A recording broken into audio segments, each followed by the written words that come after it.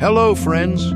Welcome back to RetroWaves. Today, we're diving into the story of a voice that once ruled the airwaves, then disappeared without warning. He wasn't just a singer. He was the voice of a generation.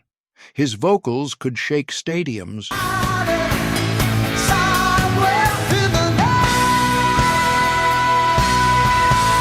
and break hearts. So, what happened to Steve Perry? Why did he walk away from it all? Fame, fans, and the very music that made him a legend. Stay with us until the end to discover why he retired at the peak of his career, why he never married, what illness he was diagnosed with, the incredible and emotional story behind his return to the stage, and many more surprising details. This is the story of Steve Perry, the unforgettable voice of Journey. Steve Perry's full name is Stephen Ray Perry.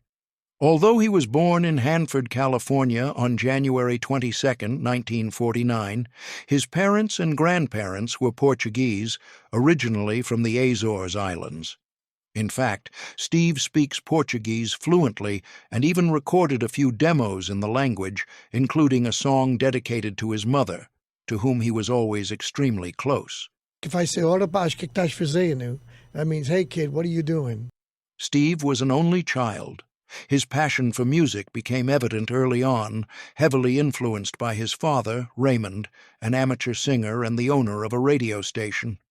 An interesting fact: Steve's father was originally named Raymond Pereira, but after moving to the United States, he changed the family name to Perry, believing it would be more fitting in their new country. When Steve was 7 years old, his parents divorced.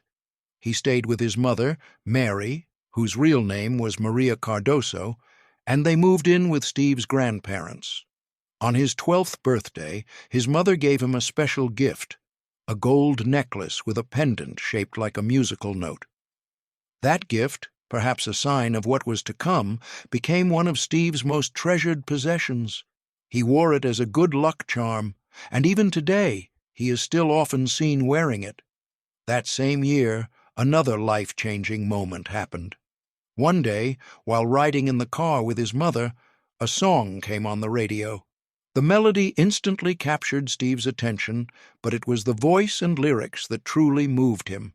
In that moment, he knew. He wanted to be a singer. The song was Cupid by American soul legend Sam Cooke.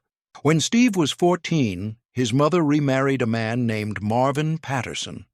They moved to Lemoore, California, where Steve completed high school. In his spare time, he worked as a carpenter on his stepfather's turkey farm. At 18, Steve decided it was time to seriously pursue his dream. He left his small town and moved to Los Angeles, hoping to break into the music industry. At first, he took on small jobs, singing jingles for radio and TV ads. Eventually, he began working as a recording engineer at Crystal Studios, where he learned more about how the music business worked. He later joined a few bands in Sacramento. Oddly enough, he didn't sing in those groups. He played drums. Those bands didn't last long. Wanting to finally become a lead singer, Steve auditioned to replace Rod Evans as the vocalist of the band Captain Beyond. Although his audition left a strong impression, the band chose someone else. Steve didn't let this setback crush him. He formed a new band called Alien Project, recorded several demos, and began knocking on doors of record labels. Tragically, one of the members of Alien Project, Steve's close friend, Richard Michaels, died in a sudden car accident. This devastating event led to the band's breakup and sent Steve into a deep depression. By late 1976, Steve believed his dreams of becoming a professional singer were over. He returned home to work once again on his family's farm. While Steve was working on the farm at 27 years old, something incredible was happening in San Francisco, about 340 kilometers away. A band called Journey was in trouble. Their first 3 albums hadn't sold well, and their label was close to dropping them. Journey had formed in 1973, originally named Golden Gate Rhythm Section, playing jazz fusion music. As their sound evolved, they leaned into progressive rock and changed their name to Journey, thanks to a crew member, John Villanueva, who suggested it after a failed radio contest to name the band. In early 1977, Journey's lead singer was Robert Fleischman. The band had opened for legendary acts like Black Sabbath and Judas Priest, but Fleischman didn't get along well with the band's manager, Herbie Herbert. Herbert quietly began looking for a new vocalist. He listened to countless demo tapes sent to CBS Records, but none stood out until he heard a demo from Alien Project featuring the song "If You Need Me, Call Me." That voice was unlike anything he had heard. He immediately knew this was the one. Steve couldn't believe it when CBS called him for an audition in Los Angeles. Journey already had a singer, so things were done discreetly. During a rehearsal break, Fleischman stepped out and Steve stepped in. He sang one song with the band, and the manager was sold. He was hired on the spot. Fun fact, Fleischman later became the first vocalist of the glam metal band Vinnie Vincent Invasion. Steve Perry made his official debut with Journey on October 28, 1977, in San Francisco. But not everyone welcomed him with open arms. Many of Journey's fans disliked the pop-influenced sound he brought to the group, preferring their original progressive rock style. Even some band members were unsure about him, with some hoping Fleischman would return. Despite the doubts, the band's manager insisted on keeping Perry, and it turned out to be the best decision they ever made. In January 1978, Journey released their fourth studio album, Infinity, their first with Steve Perry as the lead vocalist. Although it was just the beginning of this new chapter, reviews of Perry's voice were overwhelmingly positive. While the band didn't yet achieve global fame, they made a major breakthrough.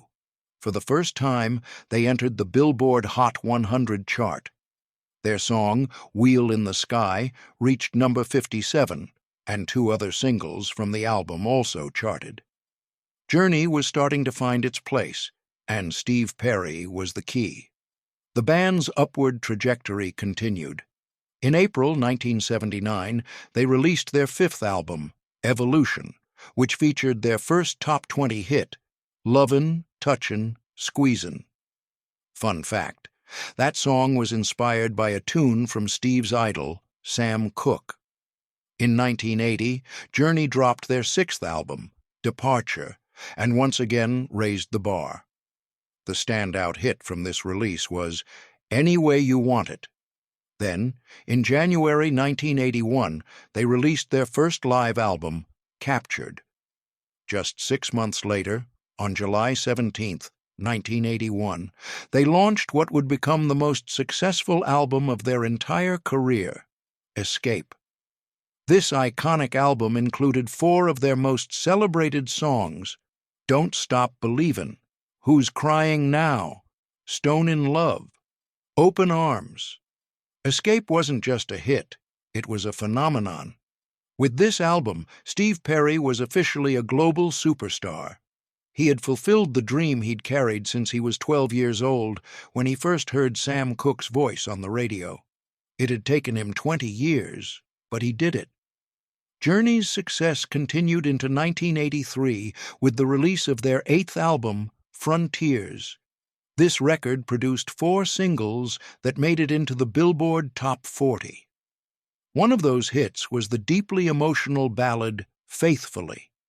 While many fans believe Steve Perry wrote the song, it was actually penned entirely by Jonathan Cain, Journey's keyboardist.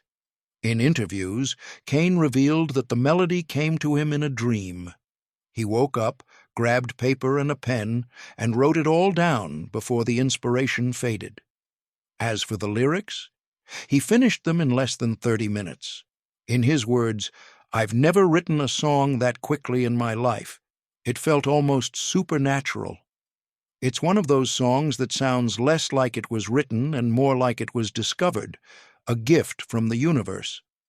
Following the success of Frontiers, Steve Perry pursued a personal project he had long dreamed of, his first solo album. Released in 1984, Street Talk was a commercial success. It sold over 2 million copies and included 2 top 20 Billboard hits: Foolish Heart, Oh Sherry. The latter was especially personal. Steve wrote it for his then-girlfriend, Sherry Swafford, who also starred in the song's music video.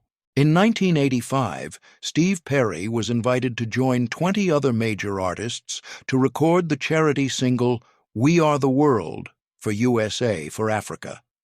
It was a powerful collaboration, showcasing the top talent of the era. That same year, Journey began working on their 9th studio album, Raised on Radio, but they ran into repeated delays. The main reason? Steve's mother, Mary, was gravely ill with a neurological disease. Deeply devoted to her, Steve spent as much time as he could with her, often traveling back and forth during recording sessions. While some bandmates grew frustrated by the interruptions, Steve made it clear his mother came first. She passed away on December 4th, 1985. Her death left Steve shattered. He felt exhausted, full of doubt, and unsure whether he could continue with the band. But before she died, Steve had promised her that he would stay with Journey for as long as he could. After many delays and mounting tensions, Raised on Radio was finally released on April 21, 1986. Despite the internal struggles, the album was a commercial triumph. It was certified double platinum, and 4 of its 11 songs made it into the top 20. Yet, despite their immense success, Journey had never achieved a #1 hit on the Billboard Hot 100. This fact baffled fans and music historians alike. It spoke to just how fierce the competition was in the 1980s, an era overflowing with talent and originality. Steve later compared it to the state of modern pop, expressing disappointment that contemporary songs often top the charts with significantly lower artistic standards. In August 1986, Journey launched a massive world tour to promote Raised on Radio. The tour lasted into early 1987 and was documented by MTV for a concert film. But behind the scenes, Steve was struggling. His voice felt strained, and the creative tension within the band was becoming harder to ignore. Though there wasn't major drama, the working atmosphere had become unpleasant. At the start of 1987, Steve sat down with the band and told them, honestly and calmly, "I can't do this anymore. I need to leave." Despite 15 concerts still scheduled, he stepped away. He wasn't angry. He simply didn't want to be in the spotlight anymore. The pain of losing his mother still haunted him. He needed time to grieve and to live life quietly.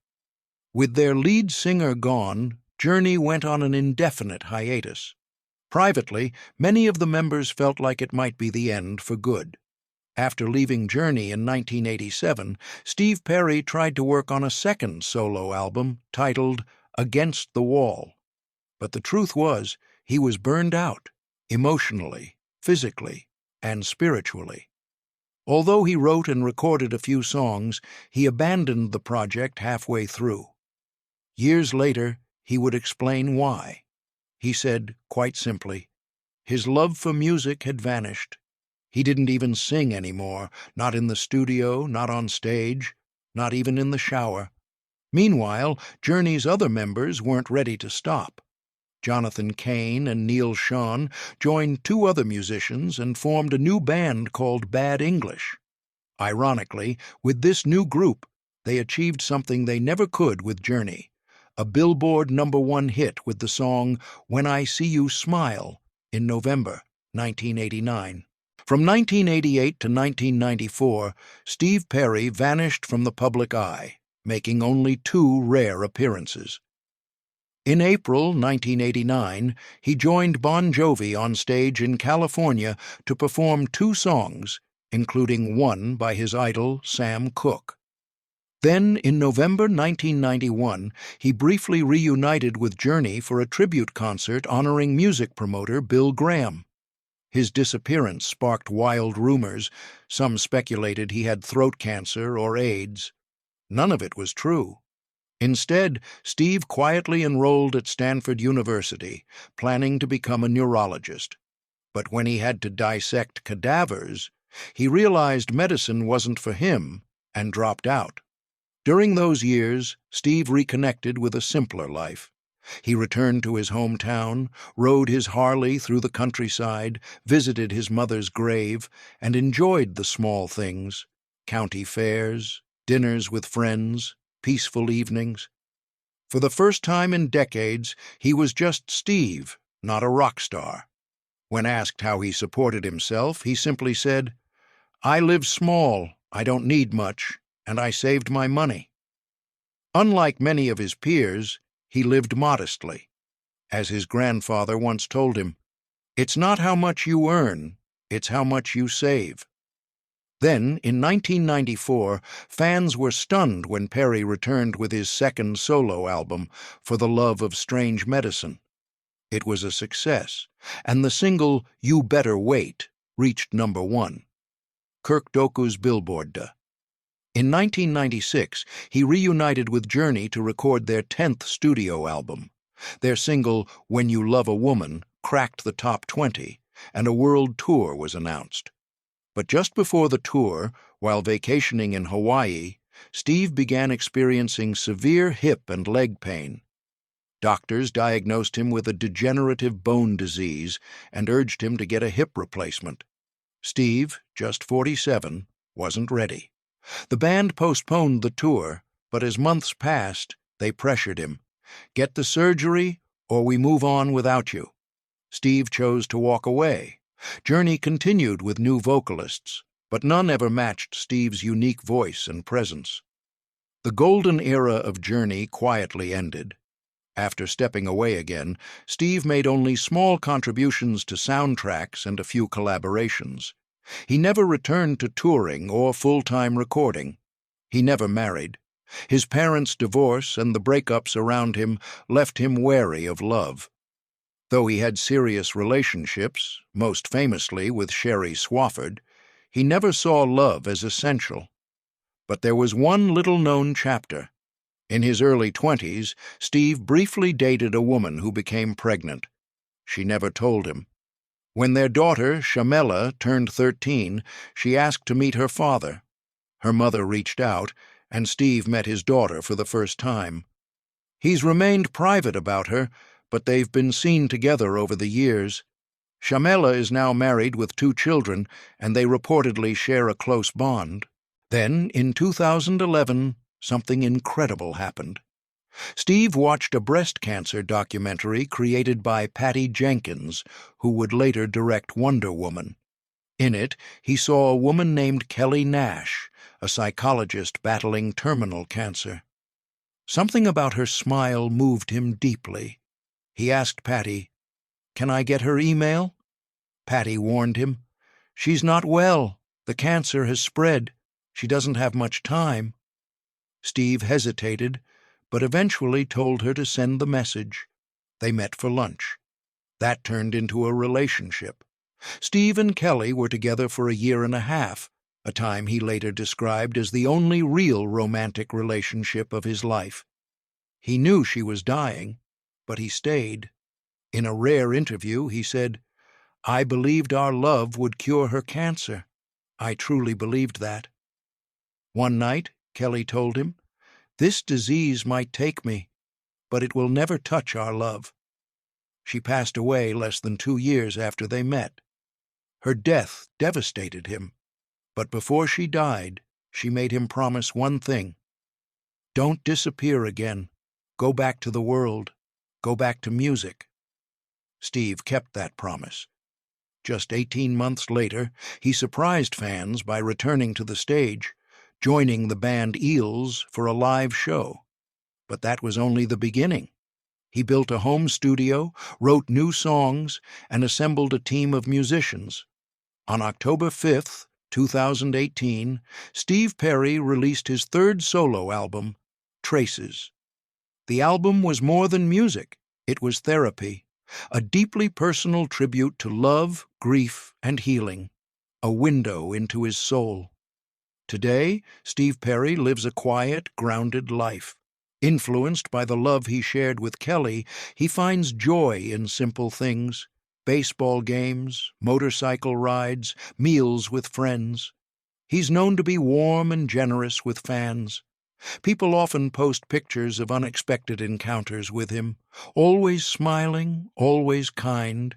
Despite being one of the greatest voices in rock history, Steve Perry remains humble.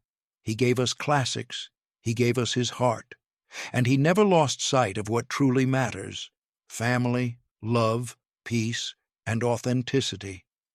Steve Perry isn't just a legendary singer. He's a man who walked away not for fame, but for love. A man who returned, not for applause, but for a promise. And a man whose story reminds us that even the biggest voices carry quiet, powerful truths.